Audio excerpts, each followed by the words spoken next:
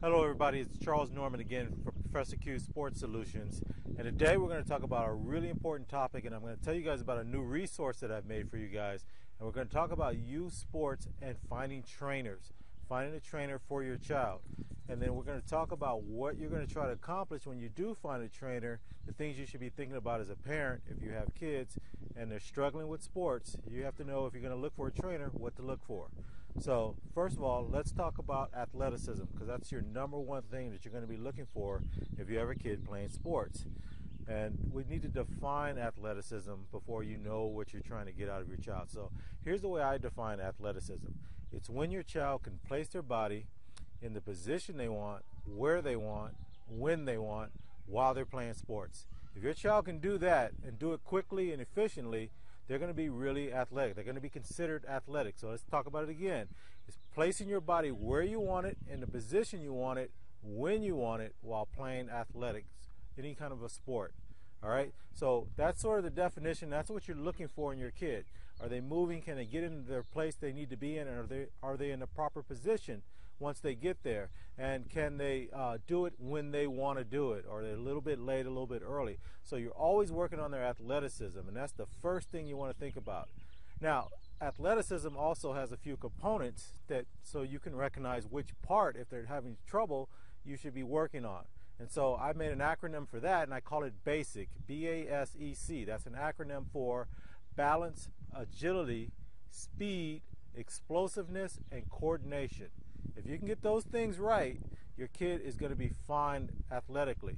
And what happens is, some kids are just natural. And as a parent, if you've had your kid playing, you'll go out there and you can just see the kids that just get it right away. There's no problem. They can seem to do everything.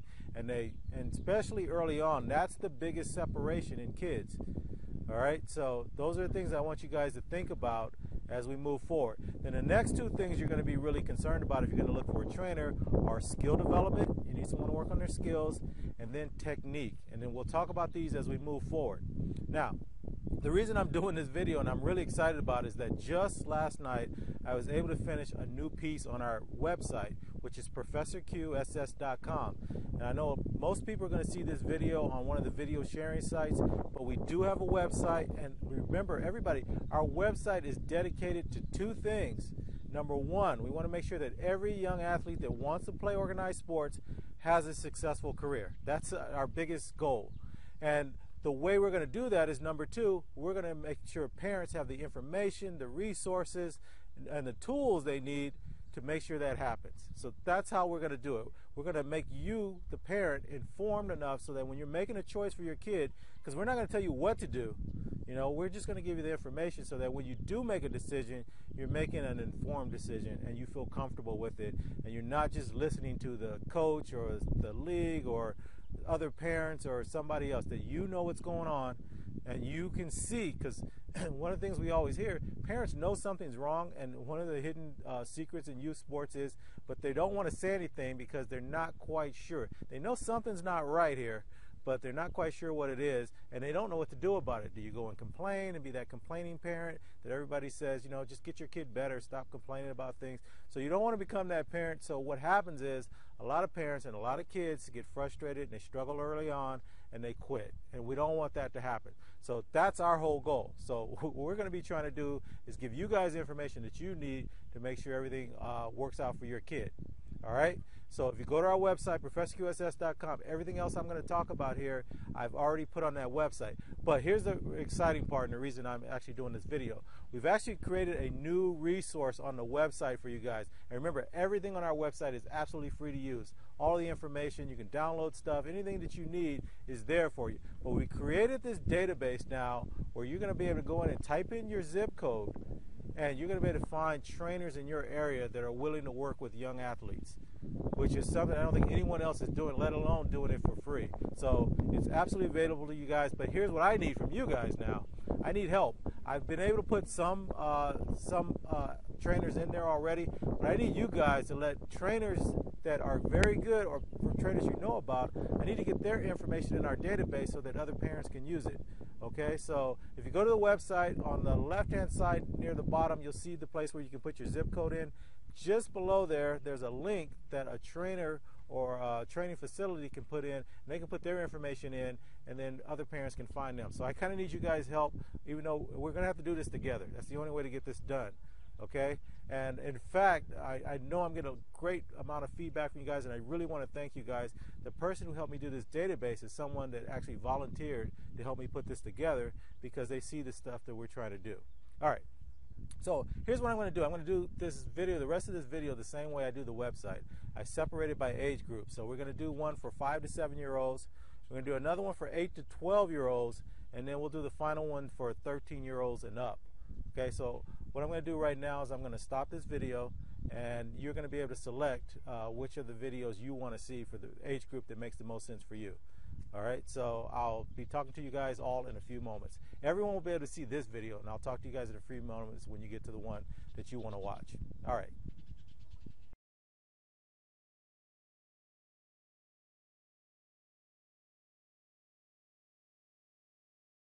Okay, if you're watching me right now, then you're interested in the 5 to 7-year-old information about finding a trainer and what you should be looking for. And so the first thing I want to do is, and I get an opportunity to go to a lot of training clinics and seminars and things like that. And one of the most interesting things for me is when I go and I watch a class where there's these 5 to 8-year-old kids in a plyometrics class. And so what I want to tell you guys as a parent, if you have a kid in that age group, actually two things. Let's back up a little bit.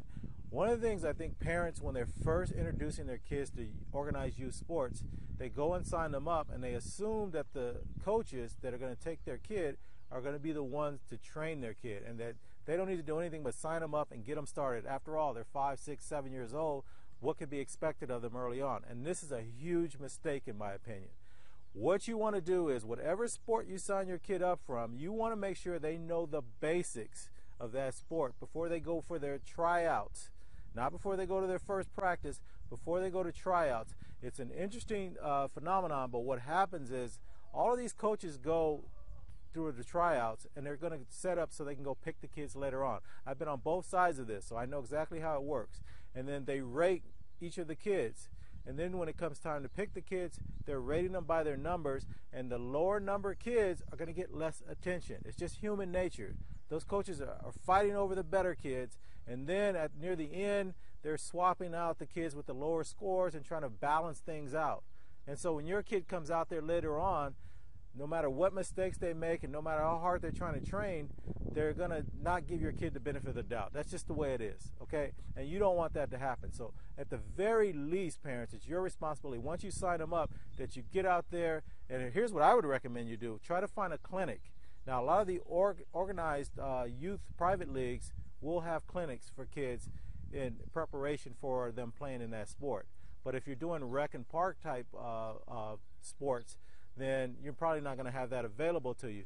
So you're going to have to get out there, go on the internet, find some quick little training tips for that sport for young kids, and take your kid out to the park, go get them a ball or a bat or whatever they need to play that sport, and go out and at least give them the fundamentals, show them the basic stuff, so that when they go out for their tryouts, at least they kind of know the lingo and they know what the coach is talking about, or when they're telling them to move around and do certain things or try certain activities, and they just look like they kind of get it, and that makes a huge difference.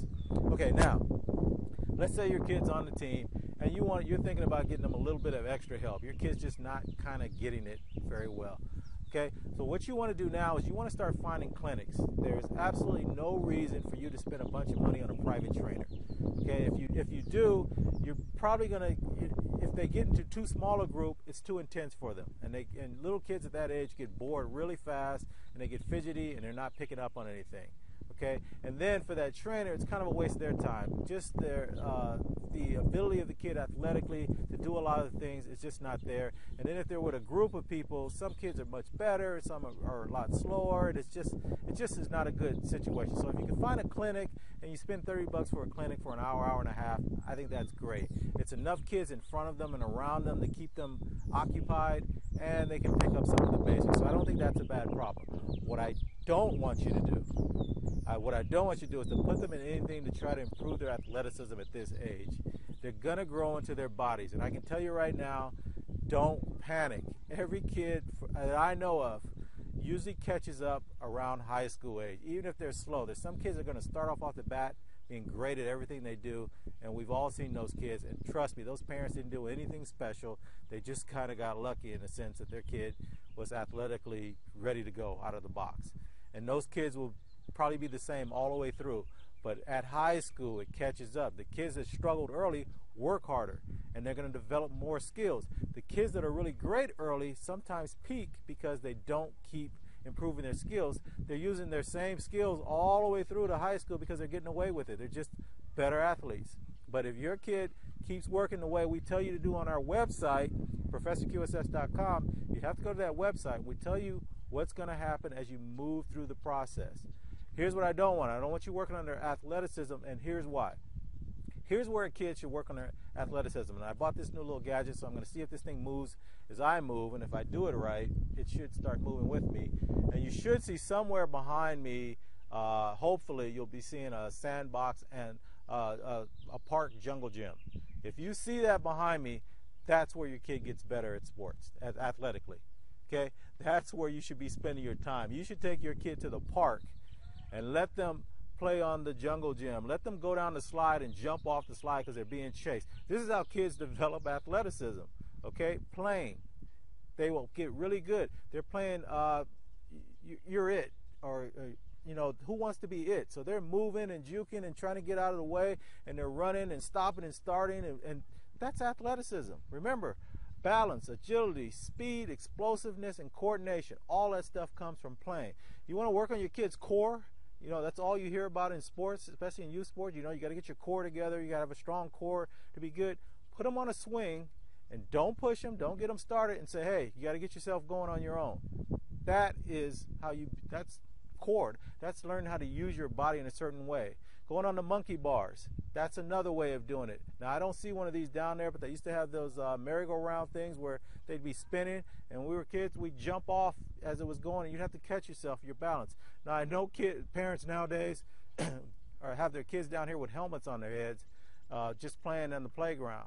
But, you know, kind of give your kid a little freedom and let them figure some of this stuff out. You have to be there with them. I don't want you to be unsafe in that sense, and don't let them get too carried away, but let them play with the other kids and figure it out. Okay, just riding their bicycle, that's balance. Okay, you got to learn to balance. And as they get better on it, you watch them do more and more risky behaviors, but that's okay. Now, there you want to wear a helmet. But all I'm saying is that you don't need to do all this other stuff where you go in a room. Why go in the gym where there's cones and hurdles for them? There's hurdles out here. There's stuff for them to jump over out here. There's stuff for them to run around right out at the park. Even at home, one of the best balance and agility things you can do, and you'll see this if you ever go to a plyometrics thing, they put a foot ladder down. Well, play hopscotch. Hopscotch is the same thing, and you're going off of 1 foot a lot of times. So what I'm trying to say is don't waste money on these things at this young age. You don't need to do it. It doesn't make a lot of sense, so I'm hoping you don't do it. Now, the one skill that I think every kid should start working on really early on is jump roping. And so you should always get your kid a jump rope and encourage them to jump rope. Now, I know a lot of guys, they have, you know, it's interesting. They don't want their sons jump roping because girls usually like to do the jump roping. But look at professional athletes. Look at boxers. Who's more macho than that? And what do? They jump rope because of the timing, the balance, the agility. All of that is stuff that you're trying to build in your kid. You know, even jumping jacks and just stuff like the calisthenics, those are great, okay? So that's what you want to work on from 5 to 7. Now, for skill development, I'm going to go out on a limb and hope that if you have your kid playing, that the coach is going to work on their skill development. And I want you to stay out there while they're at practice, because that's where you can pay attention and see what the coaches are teaching. If you don't feel your kids getting enough time, that they keep moving on to stuff, and with the things that your kids weak at, they kind of gloss over, then you're going to need to try to find some clinics. And I just say, just get clinics. Do not go and hire a private trainer at this point and get in a small class size. So that's it for 5 to 7, maybe even 8-year-olds. That's all you need to do. Make sure they get a head start. I have a great article on ProfessorQSS.com about the head start, what you should do before you put your kid in the sports for the first time. And then I talk a lot about the difference between rec ball and leagues, club ball and travel ball. You know, you kind of want to know what the differences are there and what you should be looking at. And that should be it. So if your kid's between 5 and 7, 5 and 8 years old, relax. Everything's going to be fine. Keep working with us. Go to our website if you want to look for some things. Now, I don't know what I'm going to have about clinics. I'll have to work on that for you guys.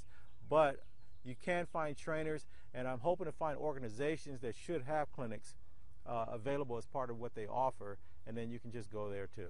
But I need you guys' help also. I mentioned this earlier in the earlier part of the video, that I need you guys to send trainers and people that you know, even if it's not for a sport that your kid's going to be playing, so they can come to our website and sign up so other people can find them, because there's tons of parents.